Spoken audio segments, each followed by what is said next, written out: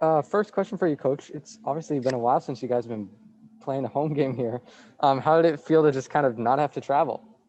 Amazing. It was so nice to sleep in our own beds and get up, just do regular shoot around. We got, T. Anthony's for pregame, and everybody we had our regular routine. So it was really nice. And especially because we, been practicing. I mean, I lost track of practices, but we're at least at 80 practices, I think, with 7 games.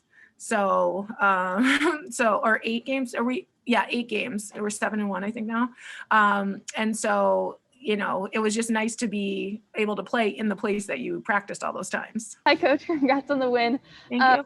I would just say, obviously, you dominated on every aspect on the floor. Why did you guys win in such a dominant fashion? What was working for you so well tonight?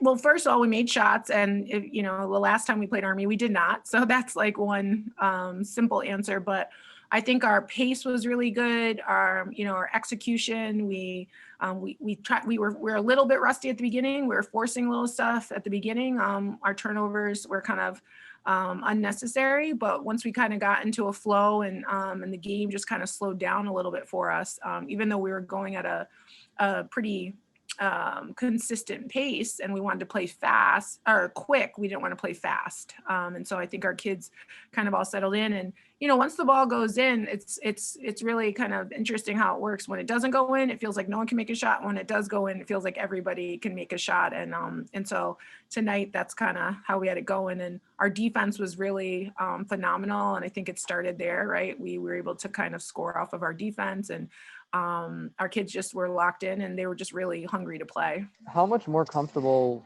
or I guess compared to last year, how much farther ahead do you think you guys are at this point in the season with what you're able to do defensively versus where you were at last year?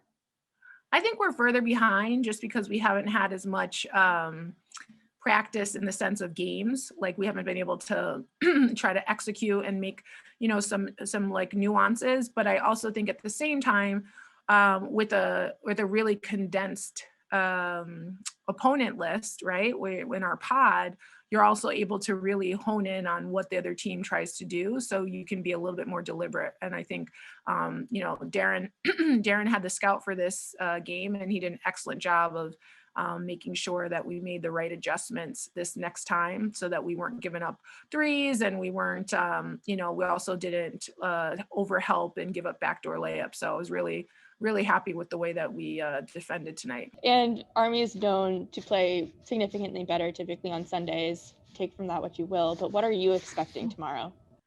I expect, more of the same. I talked to my team about, there's a saying like, you could win the battle, but you don't win the war. And so for us, I want to, the way that I would like to kind of frame these weekends that we have is that we're in a war. And so there's 2 different battles that we're trying to fight. So the first Saturday is one battle and Sunday is another battle. And we won Saturday's battle, but if we don't win Sundays, then we don't win the war. And ultimately we want to win the war. And so I think they really took that to heart. And I think even the way we started both halves, we started with a turnover, but we had a good look.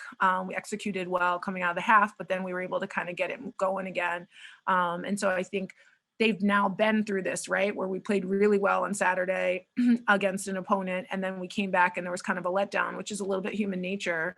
But I hope that we've learned the lesson, and I think that's something that we'll definitely focus in on to make sure that, hey, those 40 minutes are over, and this is a new 40 minutes, and no team in any league is going to come in and just roll over. And on any given night, as we saw the last time we played them, someone can beat someone. You obviously, based on the nature of the game, went to your bench a lot towards the end. Obviously, Lichfield had a pretty impressive game off the bench. Who else stuck out to you with the way they were able to jump in and play?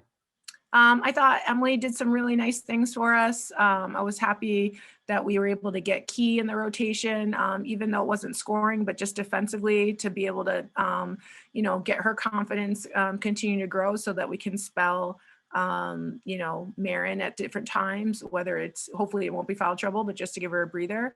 But I was really, really, really happy for Mac and for Tanisha. You know what I mean? I think for those two, they poured their heart and soul into this program. And for 4 years, they show up every day, they work hard, they don't complain. And so I think for them to be able to come in and play significant minutes in that second half, and for Mac to score, I think 6 points, did she have? So just so proud of them, really sticking to being a part of something that's bigger than themselves. Maggie Pina obviously had a season high tonight. And we talked earlier this week how she's sort of struggled a little bit, had maybe a little bit of a sophomore slump. Do you think she's over that?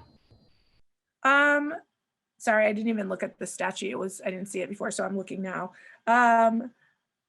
I don't know. I hope so. I think it's probably twofold, right? Being at home and also seeing the ball go through the basket helps you kind of shake off some rust, or maybe some doubts about your shot or whatever. She's a really confident shooter. So the one thing is, during this time, it didn't stop her from shooting. A lot of times when people miss, as many shots as she had been missing, they would just stop shooting. And so I told her, like, I believe that you're going to make them. So keep shooting.